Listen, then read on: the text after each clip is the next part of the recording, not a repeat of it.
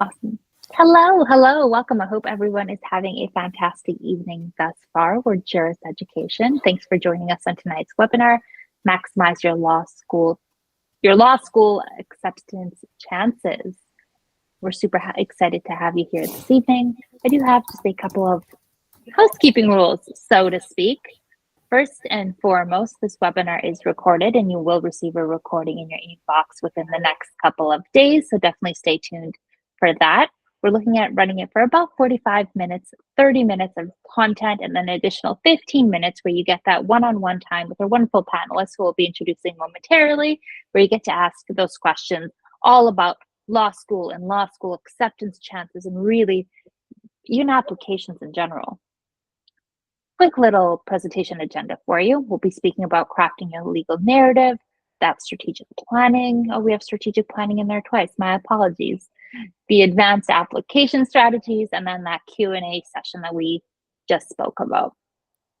So a little bit more about who we are, whether you've been on one of our webinars before or this is your first time joining us. Thank you, and we're super excited to have you here. Like I said, we're Juris Education. We're a globally recognized law school admissions consulting firm offering comprehensive test support to students, from test preparation to law school admissions and even exam bar tutoring.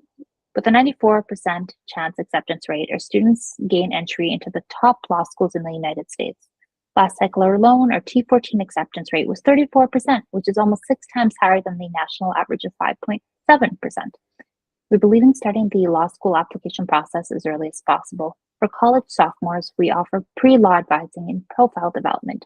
This focuses on building each student's professional cover letter and resume to highlight their most meaningful experiences and elevate their profile. To help candidates stand out, we assist in enhancing transcripts and GPA, identifying organizations and internships, creating a timeline for LSAT and application prep, and pinpointing specific areas of interest. Our goal is to help students gain a strong foundation and understand what schools are looking for while building a profile that sets them apart from their other applicants.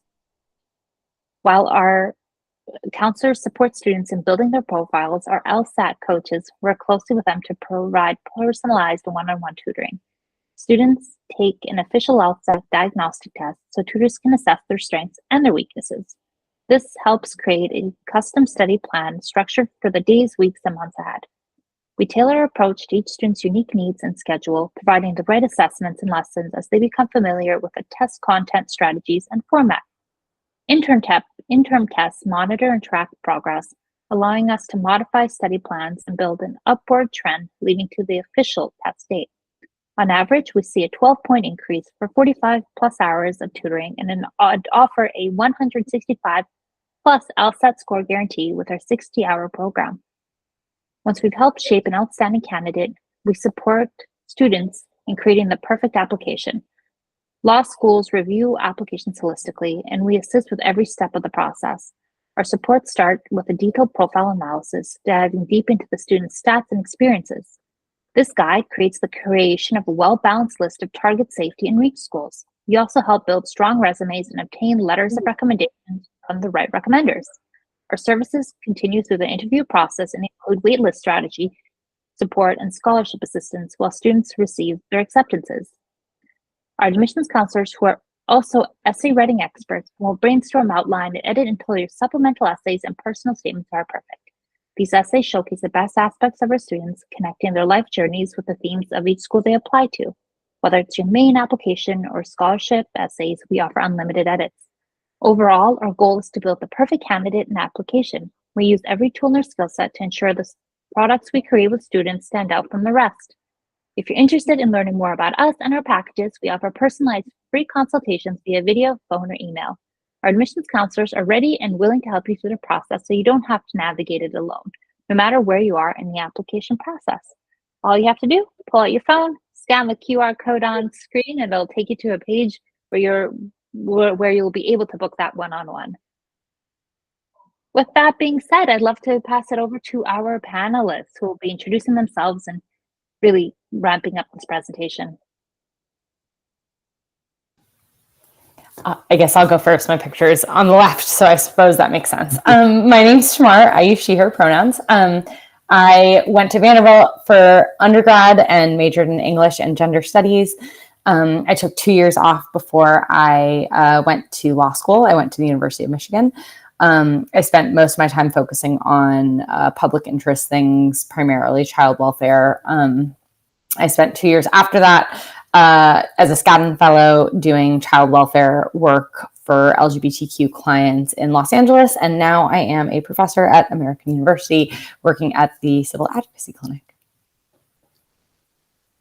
Hi, everyone. My name's Jesse. I use he, him pronouns. I went to Emory University in Atlanta, Georgia for undergrad, and then I went to USC for law school. I've been a writing tutor for a bunch of different writing consultancy programs ranging from Emory to USC. And in total, I've been coaching essays for about 8 years now. And so I know how difficult admissions essays can be for a lot of people, particularly with finding like a common theme that kind of encapsulates your story. And so I'm excited to share my knowledge and everything I can to help you guys in this process.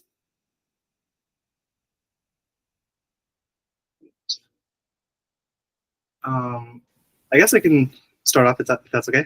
Yeah, that sounds great. Cool. So the law school application timeline, as you can see from the diagram, a lot of people start ideating applying for law school far in advance, typically around like their junior year. I think that's when people start to begin to, think about taking the LSAT or preparing for their recommendation letters and figuring out what they want to do, because that's generally, I think, certain people, there's a lot of what we call KJDs. And of course, that doesn't apply to everyone. There's a lot of people who wait a little bit, take a gap year or two just to get some professional experience. And I think that either route is great.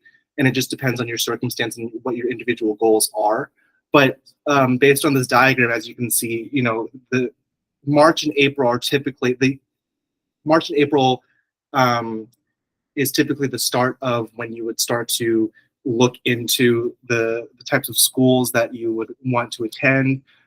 You set up, that's because it's the spring, it's the lead up to the summer, which is going to be when the bulk of your application process is really going to start filling up your to-do list, for example, with the LSAT and taking the LSAT in June and August, and building up your law school resume by the time the summer is coming to a close, as well as towards the beginning of the fall is when you really want to. I think that's like the sweet spot for when you would want your application to really be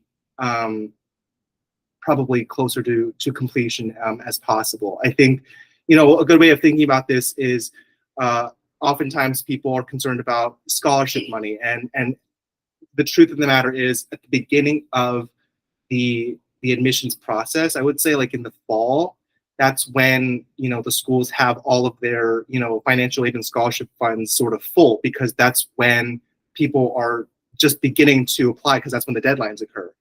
And so in some cases it is better to apply earlier because of the fact that you want to perhaps you want to do early decision, perhaps you want to exactly which school you really want to go to, and so therefore it makes sense to apply to that school like immediately, like very at the beginning of when that application opens.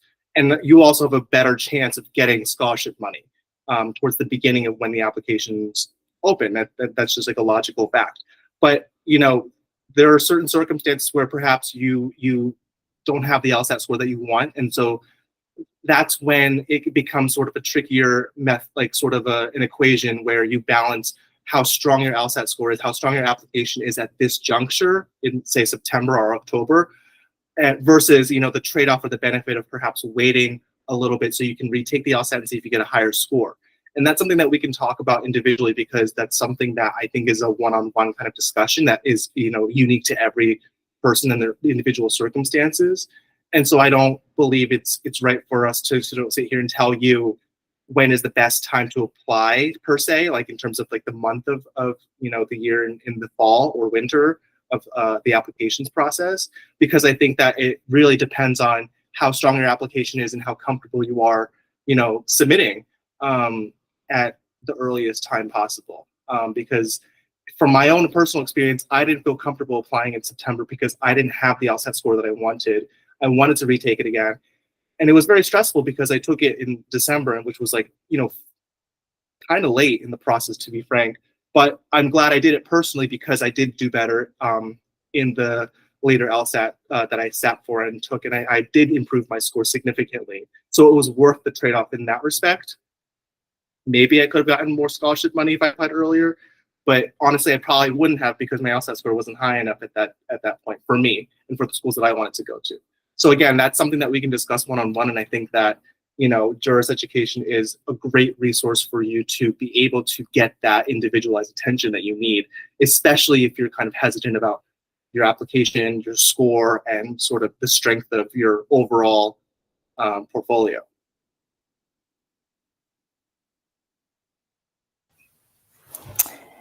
Perfect. So I think kind of jumping off of that, a key part of starting to develop an application, or even honestly to go back to, even if you're in the middle of an application and you're like, what's the point here?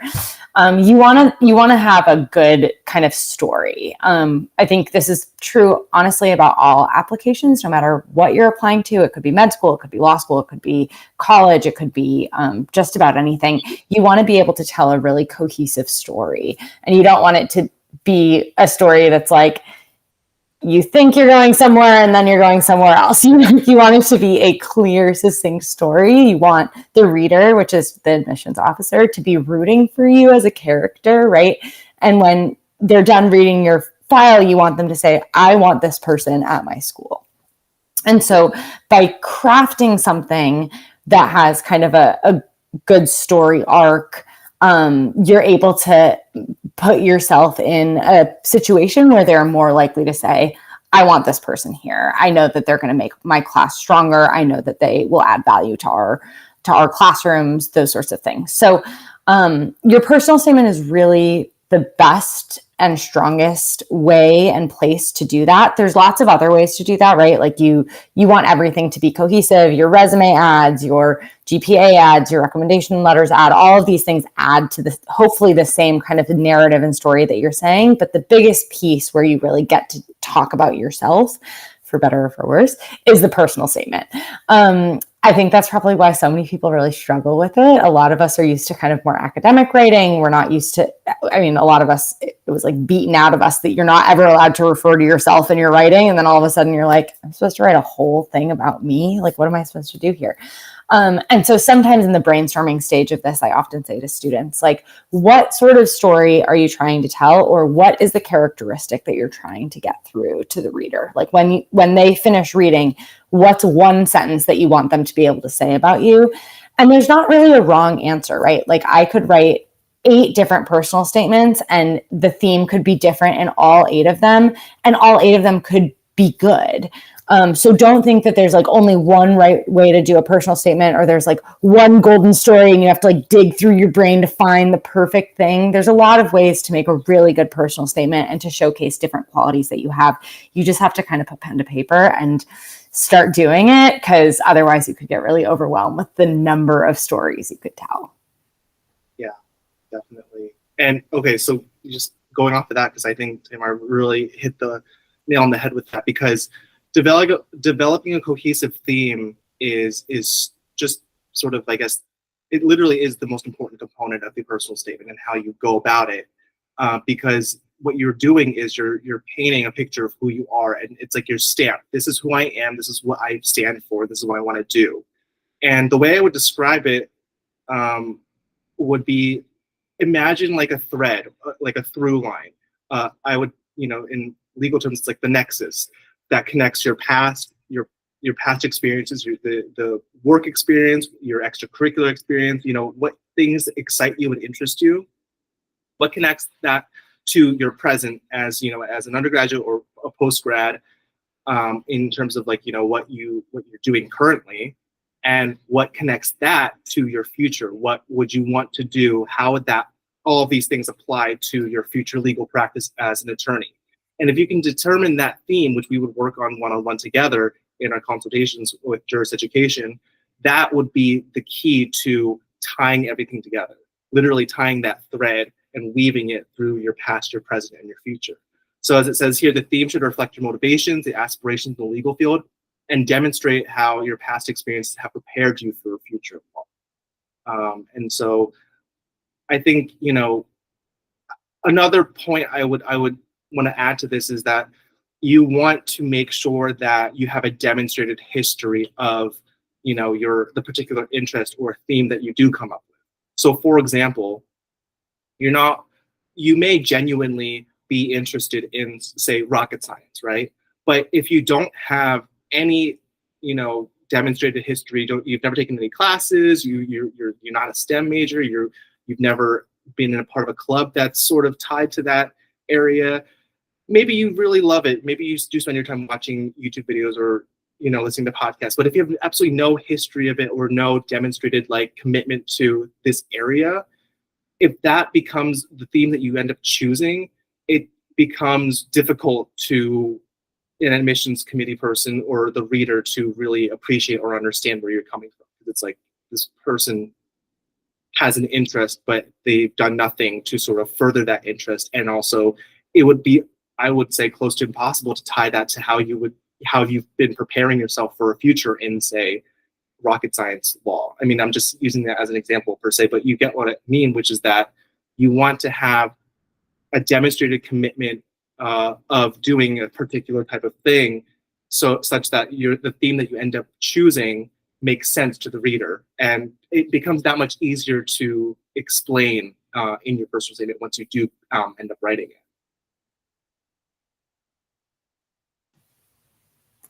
Awesome. Okay, so some tips. Start with a strong opening. This is very important. I think all of us have read super boring articles, or I hate to be that person, but you start reading or watching a TikTok, right? And it's so boring. You're I'm not wasting my time on this. Next. That is what you don't want the admissions officer to think when they are reading your personal statement. I often say that you want to dive right into a story. You want to start with dialogue. You want to start with action. You want to start with something where you're something is on fire, something, right? Don't make up things, but you want to really dive right into what's going on. And then you can pull back later and explain kind of the context of where you were and why you were there and what was going on and whatever. But you really want a strong hook. The thing I will also say about a strong hook is, if this overwhelms you, which it does for a lot of people, just start writing. Just put something on the paper and you can come back and make the opening stronger later. But I think sometimes people know the importance of of a strong opening and get so nervous that they can't come up with a good starting sentence, that they just stare at the white page for weeks and they're I don't know how to start my personal statement. Just start something.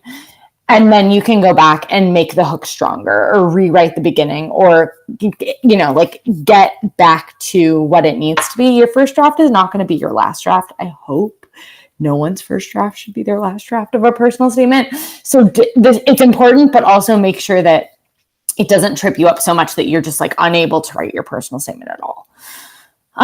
Be authentic and honest. I had someone a couple of years ago ask me if they could tell a story that was not true in their personal statement. No, do not do that. That is a bad idea. Be honest. Use clear and concise language.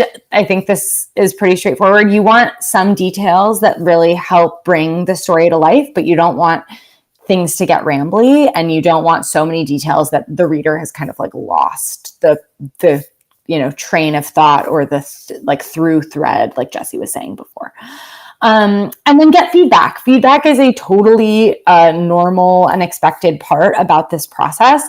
Talk to friends. I am still friends with my high school English teacher. I had my high school English teacher read my law school personal statement, and she gave me great feedback on it. If you have higher juris education, we will give you lots of feedback on your personal statement. But lots of readers, everyone will have kind of a different take. I would say the more takes, the better. I will say sometimes too many cooks in the kitchen is too many cooks in the kitchen. So make sure you're asking the right people and people you trust, not just oh, my buddy who, was a math major and hasn't written an essay in 20 years and doesn't read anything, like that's maybe not the right person to ask for feedback on your personal statement. Absolutely. I agree with everything Tamar just said.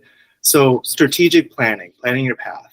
And so I guess now we're kind of segueing into the strategic operation of coming up with a list of schools and sort of maximizing your potential for admission. And one of the ways that we would approach this on our one-on-one consultations is using data-driven insights for the school selection. So this includes factors not limited to your LSAT score, your GPA, and your interests, which are probably the keys to getting in. So that's the meat and potatoes of your application are going to be those numbers, to be frank. But we also want to look into, just because you can get into a school doesn't mean that you necessarily want to go there. And just because you go to just because you think a brand name school is going to get you to where you want to be doesn't mean that there are not other options at your disposal that could get you to where you want to be, right? And so this comes down to a lot of factors that include location. Being in New York, a school such as Fordham, for example, can give you a lot of opportunities, and perhaps the same opportunities in the state of New York, in New York City in particular, for example, than as compared to Columbia or NYU. Even though these are ranking schools that are ranked drastically differently, but from a regional perspective, if you're really trying to be in New York City, Fordham's not a bad school. So it all comes down to where you want to be, and those top schools are going to help you if you want to be. If you don't know at all and you have the GPA and you have the LSAT score, definitely. And if you want to go to a higher ranking school, because you want to have that flexibility of having a school that has like a national kind of name so you can go anywhere, definitely. That said, just because you don't go to, a tier 1 school doesn't mean that you won't be able to get to a certain location that you want to be in. It's a matter of, thinking about what's important to you, what's most crucial at the top of your list of factors that you look for in, your target schools, and figuring out, breaking down those factors such that you have a sort of a template to kind of base your decisions off of. Specialization is also important. Do you want to go to a school that specializes in, corporate law, or they have like, a really great, social justice sort of oriented division? Or, do you want to go somewhere that would allow you to, specialize in, for example, tax law? Maybe you want to, go to a school that, after getting your JD, perhaps you want to get your LLM in tax, which is like a very common and popular, and from what I hear and understand is a worthwhile pursuit and endeavor.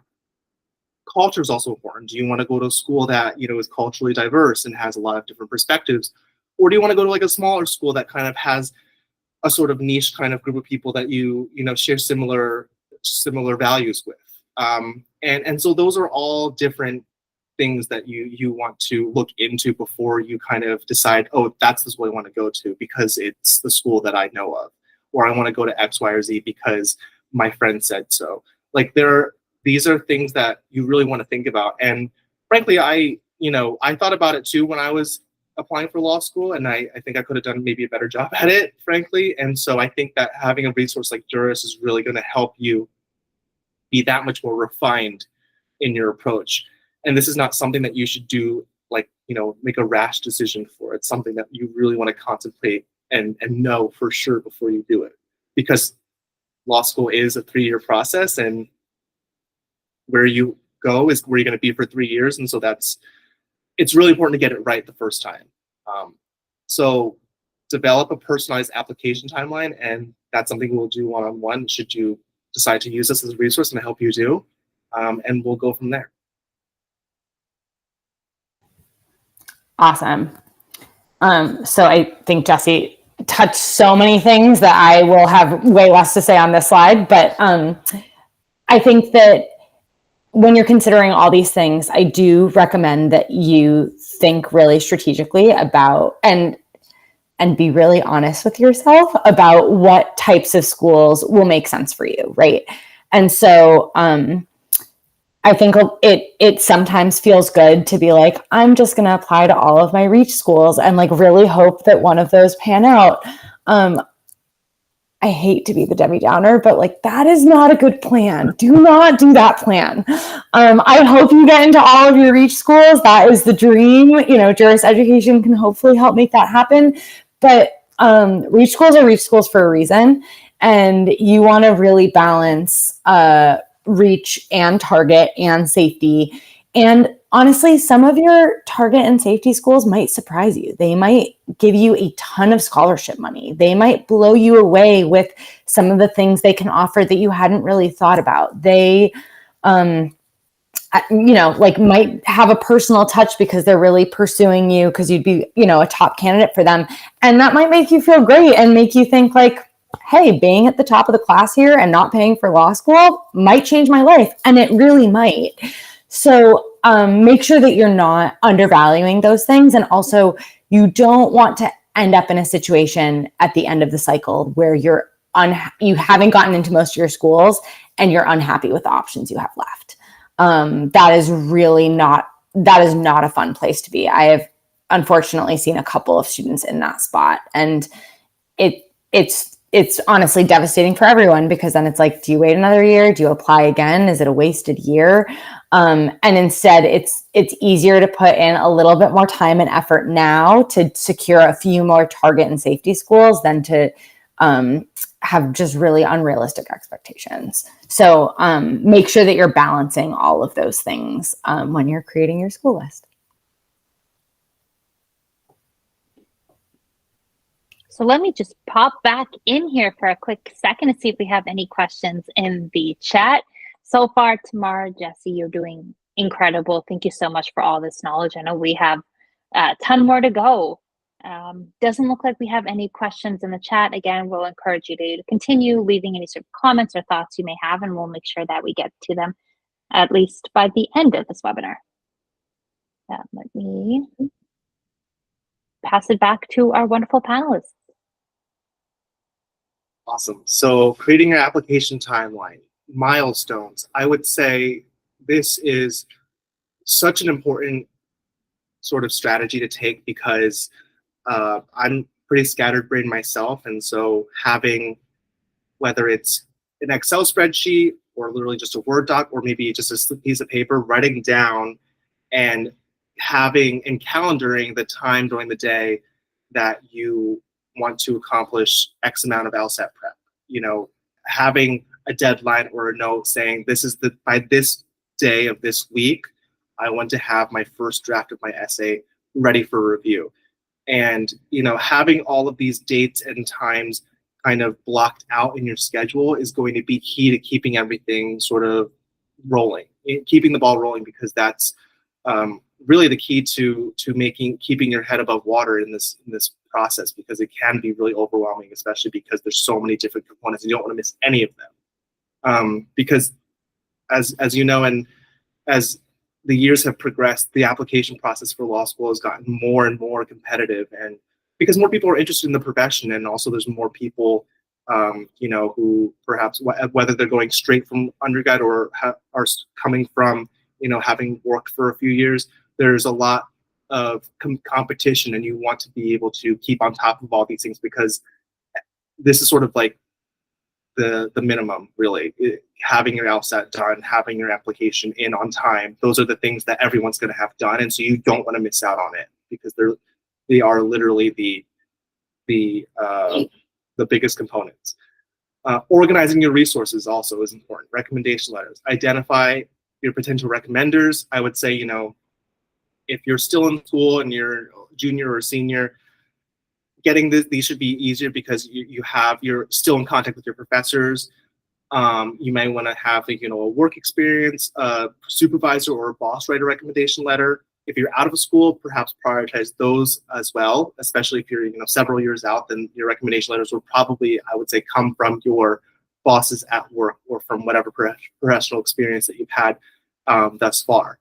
And making sure that these people are those who really know who you are and can attest to your character, and can attest to your skill and your ability to thrive as a law student. They can really go to bat for you, basically. And so what I mean by that is, so for example, if you're still an undergrad, right, and let's say you got an A+ in, philosophy 101, that's amazing. That's a great score. And perhaps you want to ask that professor for a recommendation letter. That could be a great idea if you know the professor really well, if you've gone to office hours a lot, if the professor knows you on a personal level and understands your ambitions, then yeah, having an A+ in that class and having them write a letter for you would be great.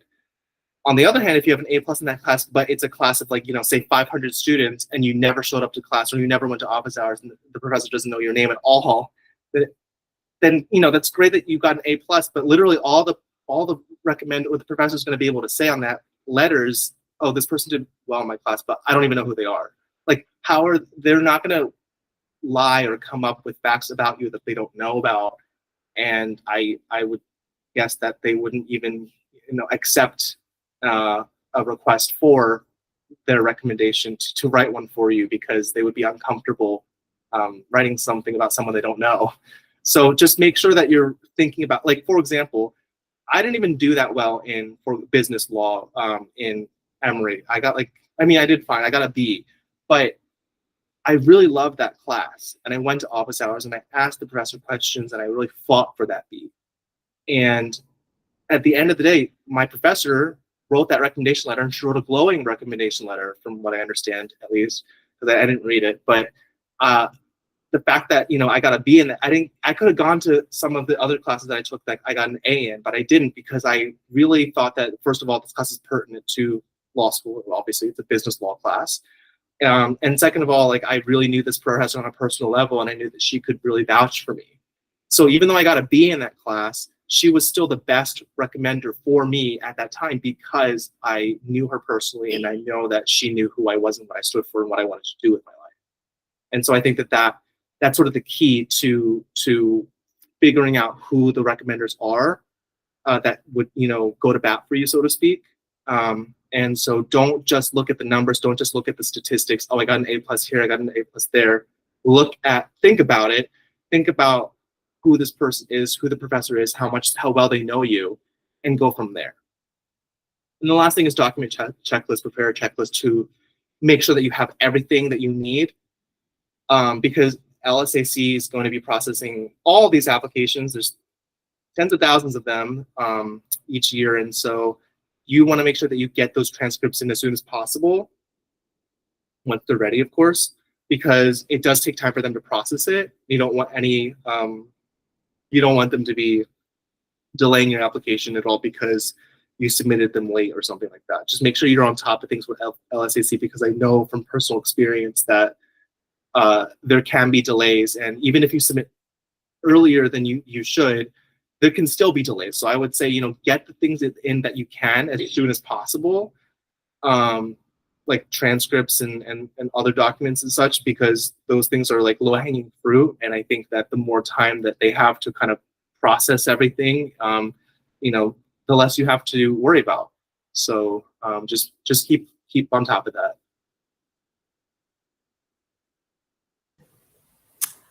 So something that you want to do is think through data that's available when you are doing some of your school selection, right? So the good news, I mostly see it as good news. I'm a weird lawyer that kind of likes numbers. So, and it sounds like, Jesse, you're kind of similar. So it is helpful to see what a lot of schools publish their median scores, right? And their 25th percentile, 50th percentile, 75th percentile. And it's really helpful to look at those numbers, because as much as I would like to sit here and be like, law schools really care about you as a person, they kind of care about you as a person, but they really care about their numbers. And so it is very unlikely, if you are scoring well below their 25th percentile in everything, that is going to be a target or a safety school for you. And so looking at where you lie on those numbers, it can just be helpful information to situate yourself compared to the other people that will be applying. And have a sense of what type of school it should be on your list. The other thing to look at that can be really helpful is like looking at employment rates, bar passage rates, median salaries, those sorts of things for graduating 3Ls at those schools. Those numbers can be really telling and tell you about what sorts of careers people go into, what opportunities exist, how much the school supports those opportunities. Maybe if they don't support those opportunities so much, it'll warn you that you will have to do a lot of the legwork on your own. Those sorts of things are really, really important. And I think often underutilized when students are looking at law schools.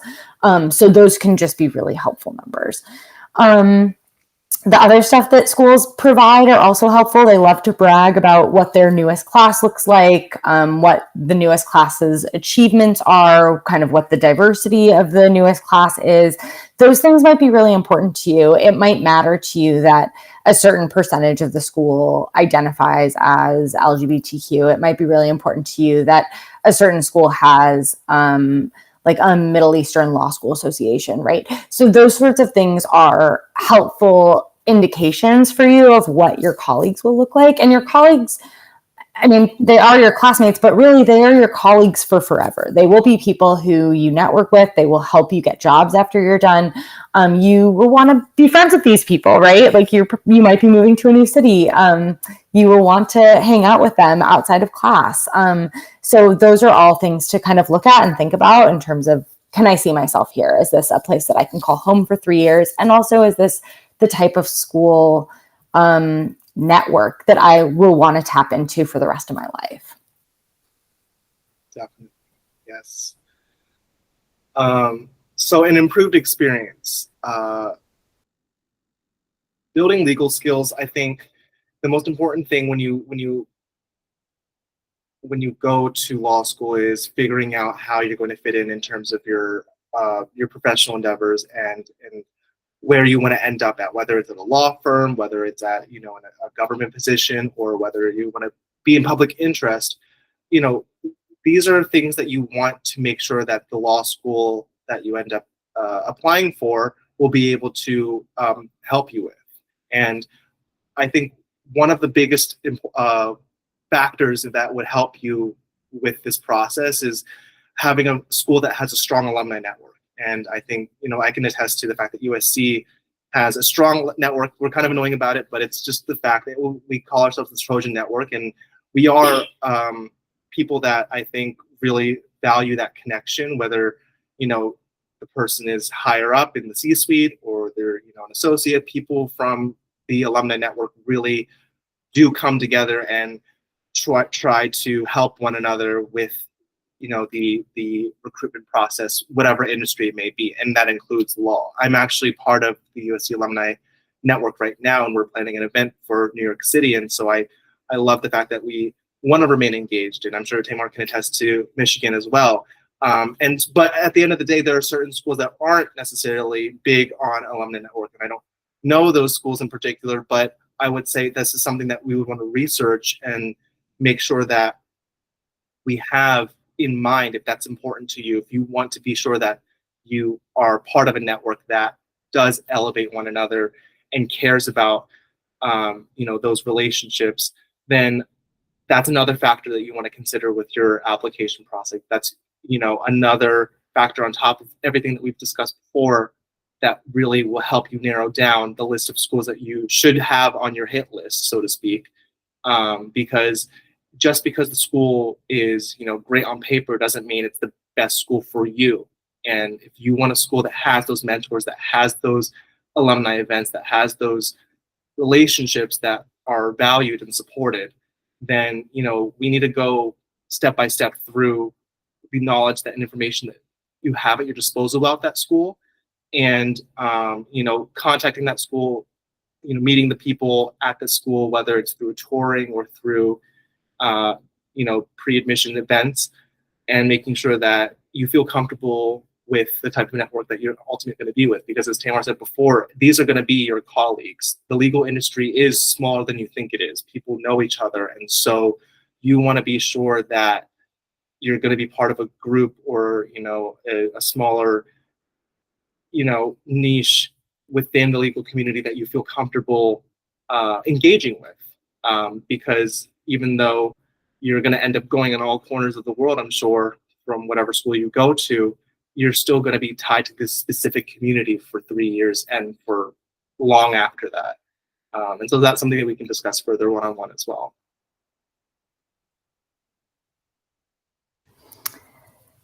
So these are all things that you'll be thinking about once you're in law school, but other things to consider when you're looking at schools, looking at what sorts of internships students get when they're there, right? Like you might need support from the Career Center to get those internships or externships or clerkships or any of those sorts of things.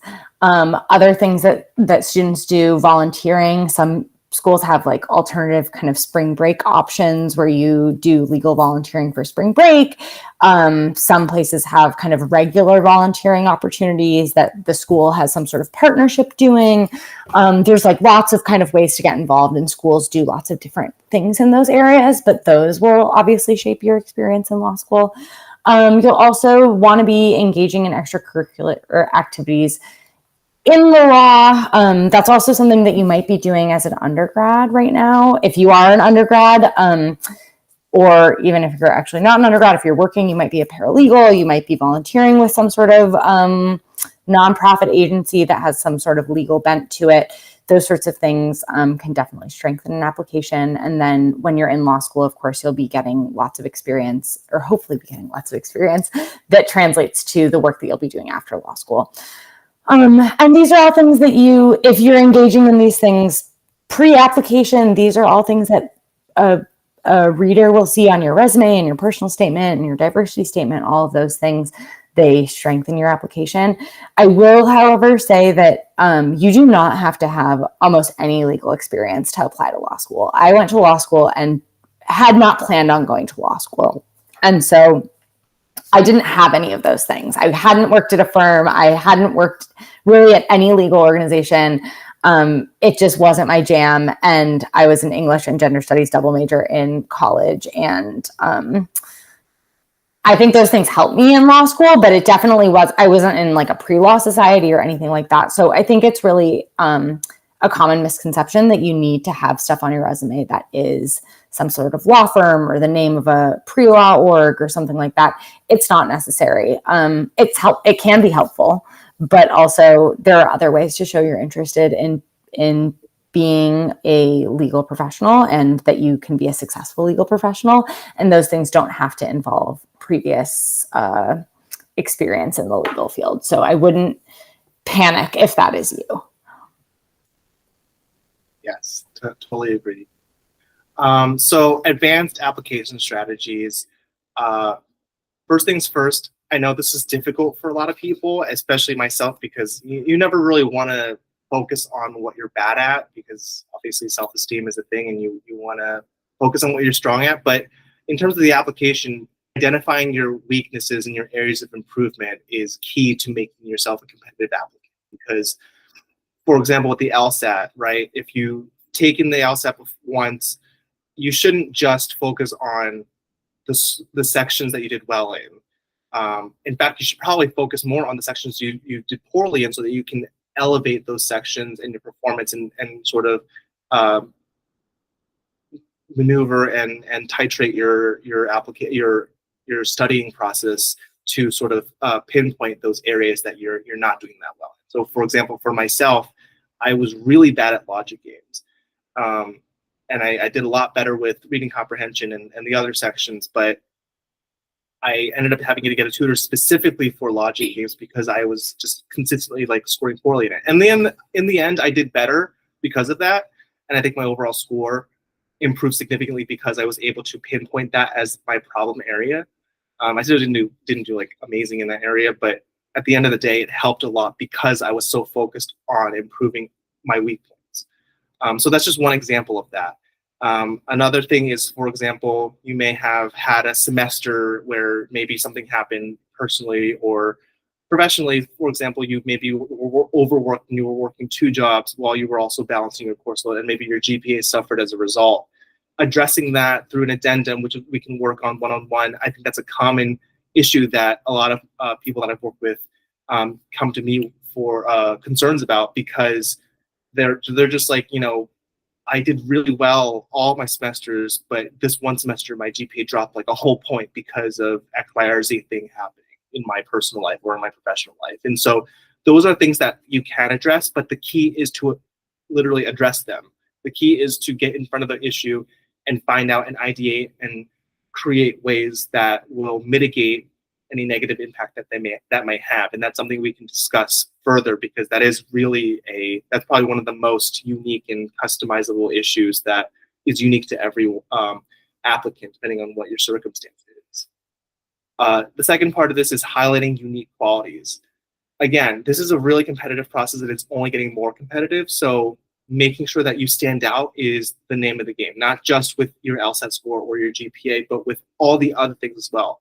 And frankly, I've worked with clients that had really strong LSAT scores and GPAs, but they didn't have great, extracurriculars. And I think that ended up hurting them. But, we worked with what we had and did as much as we could to support those areas in terms of their resume and their things that they discussed in their personal statement to help beef that up. But making sure that you are taking charge of and being in leadership positions by the time you're a senior in college, making sure that you are engaging in a way that shows that you're someone with initiative and gumption, and you have that fire to start and create things. Because at the end of the day, law schools are looking for, I think at any program, but particularly with law school, they're looking for people that want to make change, want to create change, whether it's, at the school creating like a student organization or, creating some kind of lasting impact, all the way to, making a change in the legal field, for example. People want leaders in their schools. And so making sure that if you're still in school and you have those opportunities, take those opportunities without, of course, sacrificing your GPA or the other components of your application. If you can't take on more extracurriculars than you already do, then don't do that. Make sure that you hit that balance correctly, because you don't want to sacrifice that. But you should still try to come up with ways that will set yourself apart. And one of those things is being consistent with being engaged with particular organizations and making sure that you back those experiences up. And that kind of ties back to what we were discussing before in terms of your overarching theme, right? You want to have a demonstrated history in a particular area. You don't want to have sort of a resume that kind of shows that you dabbled in everything. You want to have a resume and a story that shows that you have sort of like an overarching theme that matches what you've done in the past and aligns with and will help distinguish what you want to do in the future. Because when a reader from the admissions committee reads your application, they'll literally say that I think they will think to themselves, this person has a direction that they want to go in, and this person has demonstrated they know what this direction is, and so that's why this person is a compelling applicant, and they should be part of this legal community, is because they have that background, they have that differentiating factor that shows that they have the intent and the initiative to pursue something further and bigger than themselves. The last thing is crafting a standout profile. Ensure that all application components, from your personal statement to your letters of recommendation, support a cohesive and overarching theme. And, needless to say, that kind of goes back to everything we've discussed so far, which is that things need to fall in line. There needs to be a through line that attaches your past, your present, and your future. And so that's really the key to making yourself stand out. Is ironically the thing that makes you stand out is the thing that kind of makes you human. That makes the whole application make sense, so to speak. And the way to do that is by just being yourself and demonstrating that continuous interest throughout your entire academic and professional career. And that's something we can work on individually as well. Okay, so some of the kind of ways to address weakness or overcome potential weaknesses in your application. Academic gaps, those are things that you can discuss either in a personal statement or your letter of recommendation, if that was relevant to a particular like professor or supervisor or something like that. You can also always write an addendum if that is something that would be necessary. If there's like a really specific academic gap, Jesse, like you were saying, like a semester that was really bad, you had, something really tragic happen or like a mental health issue or something like that.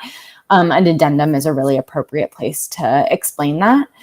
You also want to show growth, right? So it's okay if your first and second semester freshman year grades were not the best. They really just want to see an upward trajectory. They want to see that, maybe it took a second to get your like feet on the ground and like really solid and figure out your study strategies and whatever. But once you did, you hit your stride. And so they want to see those sorts of kind of improvements from in kind of all settings. So even if that's something that a recommender can talk about, it was a rough transition, and they showed up, they kept showing up, they showed their determination, they showed their diligence, and they really grew. And that growth is really what makes them a great candidate for law school. That's a really compelling story. Absolutely.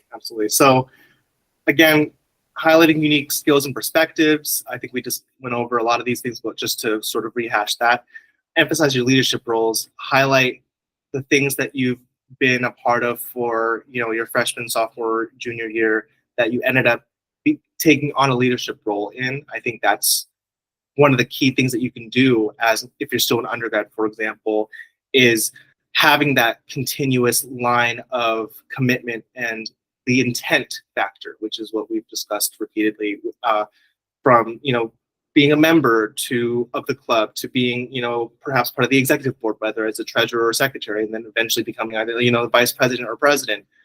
Taking on those leadership roles and showing that continuous commitment shows that you understand the value in delayed gratification, that you understand the value in you're gritty and you are consistent, and when you have a goal, you pursue it with everything you have. That's something that admissions officers are going to really value, and that ties exactly hand in hand with leadership roles, which are something that you eventually come into that role through earning the respect of people perhaps who elect you from the student body, from the academic group, for example, or you're appointed by the president or vice president or something like that from the executive board because you've shown a continuous commitment to that group's mission or that group's goal.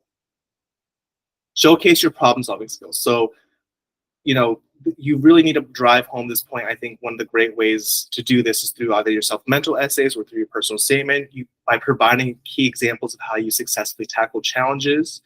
When in business school, we learned about STAR stories, which is like showing a particular, issue and then a task and the act that you took to tackle this issue, and then the resolution of that issue through what you were able to do.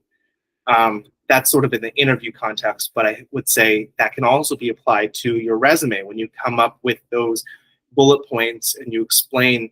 Don't just say, "Oh, I showed up to this group activity." No, you engage with this through providing your critical thinking skills. You raised, customer satisfaction by X%. You did things that created a tangible difference and showed that you have problem-solving skills. You're not just a taskmaster. You're someone that has a brain and has done things that require critical thinking. So showcase that. Don't just say that you did something. Show that you did something by demonstrating your intent, demonstrating that you created concrete goals and you attained them.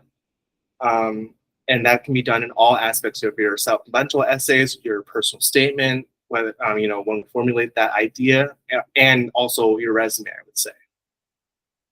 Display commitment to community. That's exactly what we were saying before about eventually getting into those leadership roles, is you're demonstrating a continuous commitment to helping a particular group, being an advocate for a particular group, or pursuing something in a way that is consistent and showing that you are someone that understands the value in long-term goals and achieving them in the long term. You may not get something right away, but you know that someday you will get where you want to be, and that's through your commitment to the community.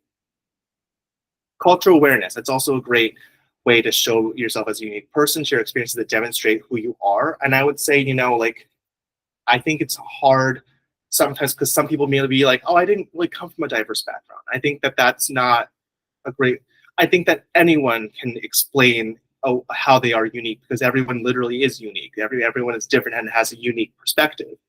So, it doesn't have to boil down to, immutable characteristics about yourself. It can come down to the area that you grew up in, whether it's, if you came from Kentucky, for example, or somewhere in the Midwest. That's interesting, especially a school on, one on the East Coast, or you grew up speaking 2 languages, or you grew up in a household that had, a unique sort of parenting situation. These are all things that tie into your perspective of the world, and it will add that much more substance to, the law school classroom discussions, and also the legal community at large, because we need people from all sides, all points in the spectrum of humanity in the world. And so, don't ever say to yourself, oh, I'm not diverse enough to provide a unique perspective. You definitely are. It's just as a matter of coming up with how to paint that picture and showcasing who you are. And as I said before, repeatedly, we'll do that one-on-one and come up with that in due time if you decide to join us. Presenting unique interest. So I think this ties into the supplemental essay and perhaps even the personal statement, discussing specific areas of the law that you are passionate about and how they align with your career goals, making sure that they make sense. So, for example, for me, I was a Chinese language major and also a business major, but I wrote my essay on my interest in immigration law and that makes sense because I, studied the culture and language. I am a child of immigrants, and so I had an interest in immigration law because I wanted to, my whole personal statement was shaped around how I wanted to help other people from other countries who aspire to come to America for greater opportunities and to have, a better future for themselves and their families, for example. And so that was sort of my unique interest because I tied that with the story of my family coming here from China. That said, I would say some people have concerns about, for example, not necessarily wanting to be tethered or tied to this one particular goal. And I would say interests fluctuate and evolve over time. What you're interested in before may not be what you're interested in, 2 years from now.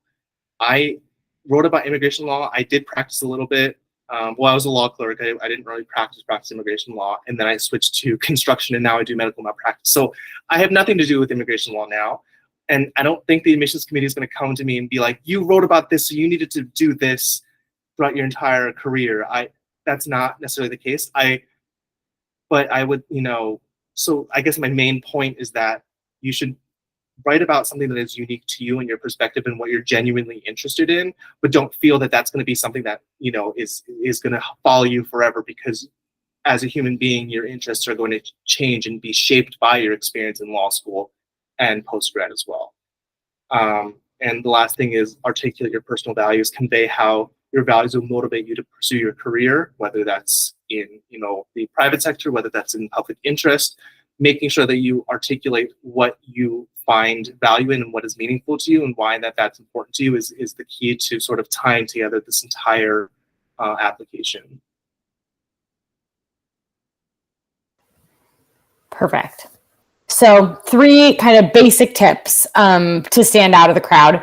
1, personal branding. This is something that I talked about way early on, but you want that through thread to go through your whole application. You want to develop whatever that strong personal brand is. I can't say there's not a wrong answer, because I guess you could pick like, maybe you shouldn't brand yourself as like, I'm a jerk in every situation, or like, I'm uber competitive and can't work with people. Like, those are not good choices, but there are lots of good choices out there, right? And you want to do something that's just authentic to you. You also want to tailor your application. You want to customize each one to highlight what is valuable to the school. I don't generally recommend changing personal statements, but sometimes based on kind of what the school is looking for, you might tweak a diversity statement, you might tweak a resume, you might tweak, obviously the why you want to go to the school essay should be really tailored to highlight what the school values and how that aligns with your values.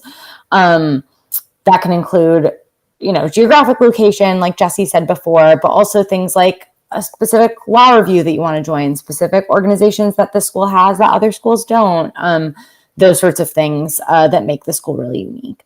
And then engaging with admissions. There are often lots of opportunities to engage with admissions officers. Sometimes they visit your city. They offer optional interviews. They do kind of lots of random pop-up things, might be on your college campus, those sorts of things.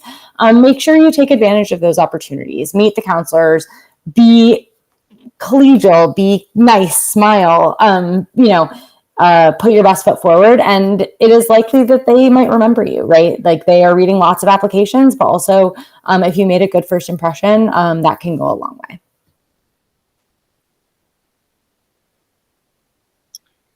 All right, last thing.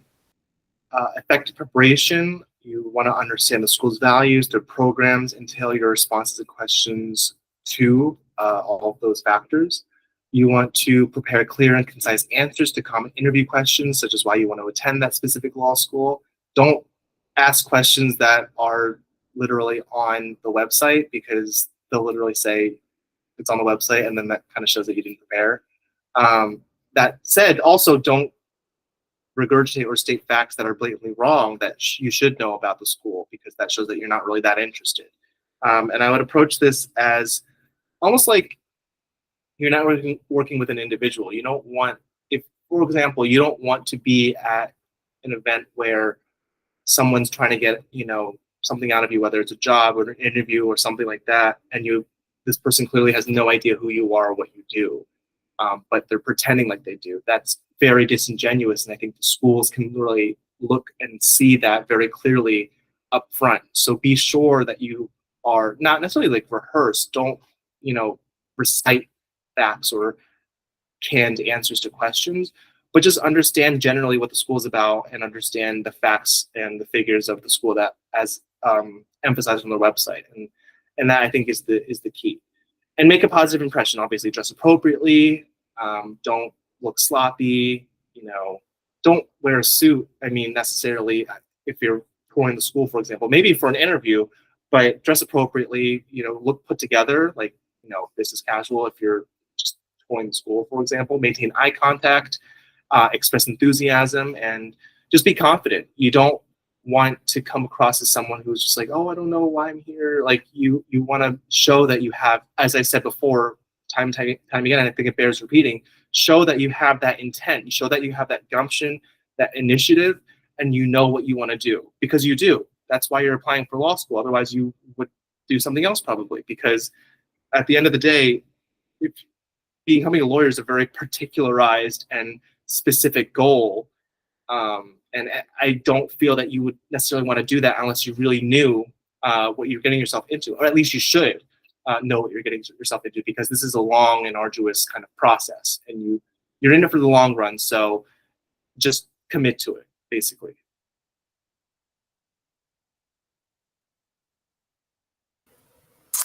Okay, our last slide, I promise.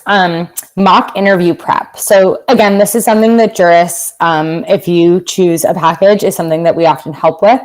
Not all schools do interviews. Some do kind of optional interviews. You can opt in. Many of them are invite only. You can't just be like, I applied and would like for you to interview me. They interview you when usually you're a more serious candidate. So they can go in a lot of different ways. I know Georgetown actually does a group interview, which is very different than kind of the one-on-one interview that you might prepare for. But I do generally recommend practicing. Do mock interviews, have a friend interview you, have a colleague interview you, practice what you would say for all the basic, like, why do you want to go to this law school? Tell us about yourself. Like those sorts of questions you should have clear, prepared answers for.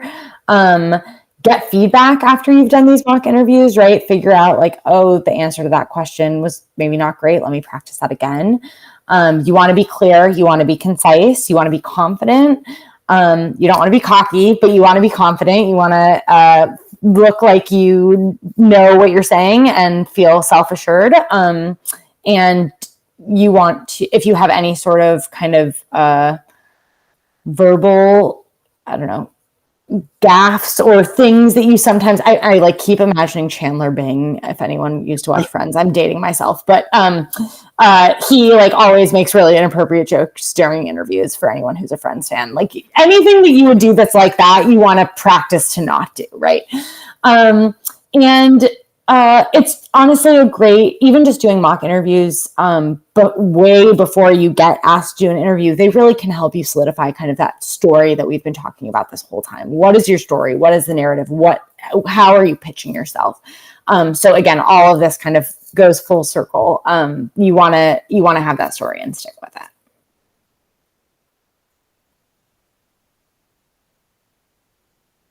Popping back in here, it's just taking a second. Wow, that was incredible. A ton of really amazing information that hopefully your audience got a lot of value out of it. We are over time, so unfortunately I have to limit the sort of the FAQs. But again, we recommend you book that free consultation, have that chance, and any questions that may be remaining or that, you know, thinking about this presentation later on, you think, oh, wow, I wish I had asked that. Definitely reach out. We will make sure that we get those answers for you, whatever that looks like. FAQs. I think, let me just click through this. So question, I think this is just a big overarching one. If you had sort of one piece of advice to tell your younger self who went through this process, what would it be? Personally, I would say wait, because I applied straight from undergrad, and while I think that it ended up working out, one of the issues I think I faced in law school is that people were, all of them were older than me, I would say. I mean, maybe there were probably like a few other KJDs, but I was still like definitely one of the younger students. And so I think the people with more experience, they understood how, you know, the work life kind of being a working professional works, and they just applied that kind of 9-to-5 schedule to school and in terms of like studying and structuring their day around that. I think that really gave them a competitive advantage, and I was disadvantaged because I was still studying in law school like I was in undergrad. I wasn't pulling all-nighters still, but I was still like, you know, cramming and doing things that weren't necessarily like I was doing like studying like it was a sprint, not a marathon. And law school really is the epitome of an academic marathon. You're doing it for the long run. It's all going to hinge on, for the most part, one final exam that kind of determines your whole GPA your first year, which is the most important year. And so I was kind of ill prepared for that in that respect. So I would say, if you're not sure about law school, or if you have any hesitations about it, maybe just take 1 year off to work to figure out what you want to do, whether it's, you know, working in a marketing capacity, or you're doing some kind of business consulting kind of job, or being a teacher, or doing, you know, Teach for America, or volunteering. Do something for a year so that you know what the real world is like for at least a year, and then apply at least just 1 year, because I think that really will give you that extra push to do better in law school. And I think that the one thing I will say is, if I were myself, I would probably seek out, and I don't think this is necessary, but I personally would have probably sought out like a paralegal or legal assistant position, because I do think people who did those jobs before law school were the ones that did really well in law school, because they just knew what they were looking for. They knew how to spot legal issues before I even knew what issue spotting was, because that's part and parcel of being exposed to the legal community in that respect. But I don't think that that's by any means necessary. I didn't have any legal experience before law school, but I'm just saying that's probably what I would have done. I think time off is great. I took 2 years. I wish I had taken longer. I think that the time off really does mature people, and you get to bring all of that work experience to the classroom. And so, you just have more experience to bring to your contracts class because you've signed more contracts, right? You have more experience to bring to your crim class because, knock on wood, you have not been in a criminal situation, but you are more likely to, a couple more years of experience, you might have been called for jury duty, right? You might have more friends who have also already gone through law school. Like, all of those things make you a better candidate and will just make you a better lawyer. So don't be afraid to take time off. Law school is not going anywhere. You will be a lawyer for the rest of your life. Take the time while you have it. And also, just like, don't be afraid to be authentically yourself in your application.